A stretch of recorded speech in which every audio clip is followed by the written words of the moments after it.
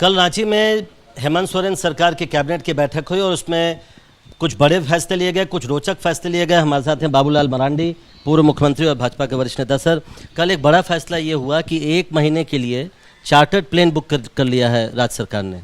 क्यों किया होगा सरकार ने, क्या लगता है आपको? हम और आप तो अनुमान ही लगा सकते हैं। तो हमारा अनुमान ये कहता है कि आज हेमंत सोरेन को अपने विधायकों के ऊपर, कांग्रेस के विधायकों के ऊपर, मंत्री के ऊपर और यहाँ तक कि कांग्रेस के लीडर के ऊपर भी उनको कोई भरोसा नहीं है कि लोग कब इनको छोड़ दें।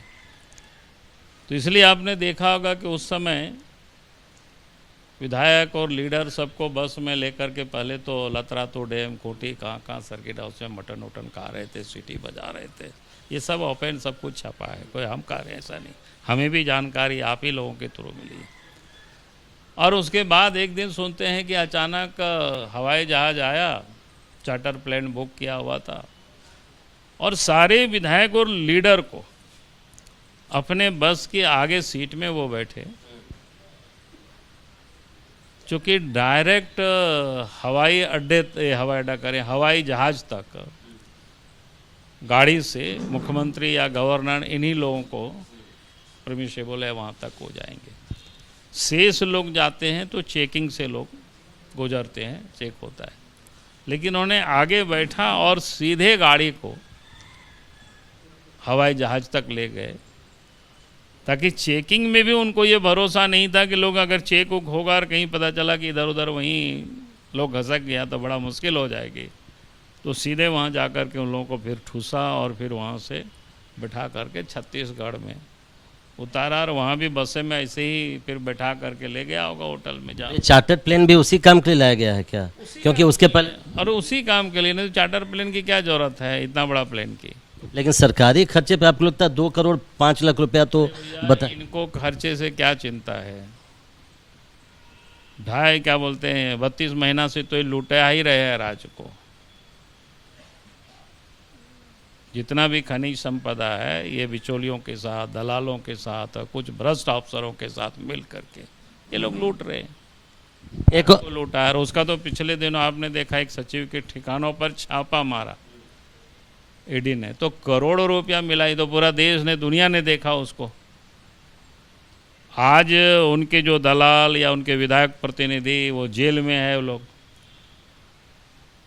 और एक दलाल बिचौलियों के घर में जब छापा मारा तो 2 AK-47 वहाँ मिला, 60 ऐसे जिंदा कारतूस मिला। फिर छानबीन में लोग लगा, हम लोगों को भी लगा यार कहाँ से आ गया इनके पास ये सब, कैसे रह गया।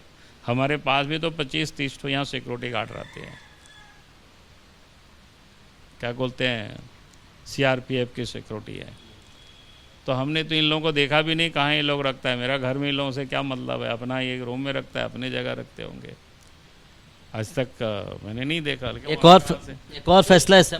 तो ये पता चला कि जिन गार्ड का वहाँ AK-47 था 2, उन दोनों गार्ड को CM हाउस के सिक्योरिटी में दिया गया था। आखिर CM हाउस के सिक्योरिटी में जिस गार्ड को लगाया गया हो और उस गार्ड की दोनों AK-47 दलाल और बिचौलियों के घर में मिलता है, इसका मतलब हेमंत सोरेन का संबंध उनसे बहुत अच्छा है। क्योंकि पिछले दिनों उनके घर में ईडी ने छापा मारा था, तो हमें लगता है पुलिस शायद उनके नाम से सिक्योरिटी देने के लिए तैयार नहीं हुआ होगा। तो इसलिए CM हाउस के नाम से सिक्योरिटी था और सिक्योरिटी कर रहा था एक बिचौलिया दलाल का। तो ये जो लूटने में जो लोग लगे हुए हैं, तो 2-2.5 करोड़ रुपया 1 महीना में और राज्य की खजाना से लूटा हुए, तो इनको क्या चिंता है?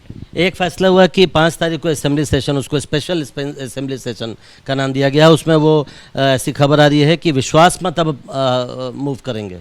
मतलब आप जो भी चाहें वो खुद ही विश्वास लेने को तैयार हैं सदन का। अब क्या मूव करेंगे तो हम बता नहीं सकते हैं, क्योंकि अभी तक कोई एजेंडा आया नहीं है। ये तो हर लोग कयास लगा रहे हैं। अखबार सेशन तो बुलाया गया क्योंकि कल कैबिनेट की ब्रीफिंग सेशन बुलाया, लेकिन क्यों बुलाया है ये जब तक कोई एजेंडा नहीं मिलता है तब तक तो नहीं बता सकते हैं। लेकिन इन्होंने बुलाया है, वो भी पता नहीं गवर्नर से अनुमति से सेशन बुलाया है कि नहीं बुलाया है, अभी कुछ भी जानकारी नहीं है। किसी ने हमको बता रहा था नहीं, शायद गवर्नर से भी कोई अनुमति नहीं है, लेकिन क्या सच्चाई वो तो हम बता नहीं सकते अभी। जब तक कोई एजेंडा वगैरह नहीं आता है उससे पहले तो कुछ भी हम नहीं बता सकते। एक और सवाल, आपके भी विधायकी को लेकर मामला आप जानते हैं स्पीकर, क्या आप मानसिक तौर पर तैयार हैं? क्या फैसला होने वाला है? कई लोग कह रहे हैं कि बस कभी भी फैसला आ सकता है आपके उसको भी लेकर। देखिए, पहली बात तो हम कहूँगा कि हमारा ये कहना है कि भाई हम तो शुरू से इनकी इंटेंशन को मैं जानता हूँ, ये क्या करने वाले, कोई हम गफलत में नहीं हैं। और सचमुच में हम भी चाहते हैं कि भाई जल्दी निर्णय करिए, क्या सब पकड़े हुए हैं। अब शुरू से इनका इंटेंशन कैसा रहा है ये आप अगर उसको थोड़ी अगर आप सुनना चाहें, समझना चाहें तो मैं ज़रूर बता दूंगा कि भाई जब पार्टी की जेवीएम का जब विलय हो गया भारतीय जनता पार्टी में, और विलय होने के बाद इलेक्शन कमीशन ने जितनी भी औपचारिकताएं होती है उसको उन्होंने पूरा की और विलय की उन्होंने मान्यता भी दे दी और विधानसभा को भी उन्होंने सूचित कर दिया। और पिछले जब राज्यसभा की चुनाव हुआ था उसमें वोटिंग हम भारतीय जनता पार्टी के विधायक के नाते किए, लेकिन वो कहता है कि बाहर में इलेक्शन कमीशन आपको माने हमें कोई दिक्कत नहीं है, लेकिन अंदर में आपको हम बीजेपी की नहीं ट्वीट करेंगे, और इसलिए अपोजिशन के लीडर की भी उन्होंने मान्यता नहीं दी। और उसके बाद देखिए 5-6 महीना के बाद विधानसभा अध्यक्ष ने अचानक उनको ये सूझा कि उन्होंने सो मोटो हमें एक नोटिस दिया कि वे 10 शेड्यूल का आपने उल्लंघन किया, क्यों नहीं आपकी सदस्यता समाप्त की जाए। फिर जब सो मोटो दिया था तो हम हाई कोर्ट गए, हमने कहा कि भाई विधानसभा अध्यक्ष सो मोटो इस प्रकार की कॉग्निजेंस नहीं ले सकता है।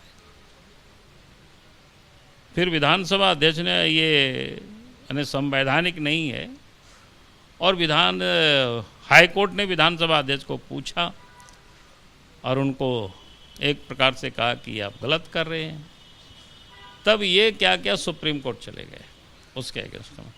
सुप्रीम कोर्ट ने कहा कि भाई आप हाई कोर्ट में जा कर के अपनी जवाब दीजिए और वहाँ बात करिए। उसके बाद हाई कोर्ट पहुँचा और कहा कि हम इस केस को अपना जो सो मोटो कॉग्निजेंस लिया उसको हम वापस लेते हैं। उसके बाद इन्होंने क्या किया, माने 6-7 महीना के बाद जिनको हरा के हम आए थे, राजकुमार यादव माले के विधायक थे, उनसे उन्होंने पहला पिटीशन करवाया 10 शेड्यूल के उल्लंघन का। उसके बाद शायद उनको लगा होगा कि भाई 10 शेड्यूल का राजकुमार यादव बाहरी है, तो इस कारण से फिर उनको उसके बाद जेएमएम के विधायक गुमला से है भूषण तिर्की, उनसे उन्होंने बिल्कुल सिलसिलेवार बता रहे, उनसे पिटीशन कराए। हमें लगता है फिर उनको समझ में आया होगा कि एक तो कांग्रेस के क्या कहते हैं माले के हैं, बाहर के हैं, दूसरा जो विधायक है वो जेएमएम के है, अध्यक्ष जेएमएम से आते हैं, तो ये भी आरोप लग सकते हैं। तो कांग्रेस के विधायक दीपिका पांडे को फिर उन्होंने शामिल किया, फिर उनसे उन्होंने पिटीशन कराया। फिर हमको लगता है कि उनको समझ में आया होगा ये भी कांग्रेस के तो इतना शामिल कर लिए, लेकिन जो उस पार्टी से जुड़े हुए थे जेवीएम से, उन लोगों ने कोई कंप्लेन नहीं किया, तो ये भी सवाल उठ सकता है। तो लास्ट में प्रदीप यादव और बंधु तिर्की से कंप्लेन कराया। तो ये शुरू से ही उनका जो इंटेंशन है वो बिल्कुल समझ में आता है। तो हम शुरू से ही जान रहे थे किसी दिन भी ये सदस्यता को समाप्त कर सकते हैं, इसलिए हम कोई इसके लिए हमारे अंदर में कि थोड़ी से भी ये संदेह नहीं है, जिनकी इंटेंशन ही शुरू से बिल्कुल दिख रहा है गड़बड़ है, तो इसलिए हम तो बिल्कुल तैयार हैं, फिर देखेंगे। बहुत बहुत शुक्रिया। तो बाबूलाल मरांडी का कहना है कि वो तैयार हैं, अगर उनकी विधायकी जाती है वो जानते हैं कि इंटेंशन क्या है शुरू से इस सरकार का, इसलिए वो मानसिक तौर पर इस पर तैयार भी हैं। कैमरामैन हेमंत सूद के साथ प्रशांत, एबीपी न्यूज़, रांची।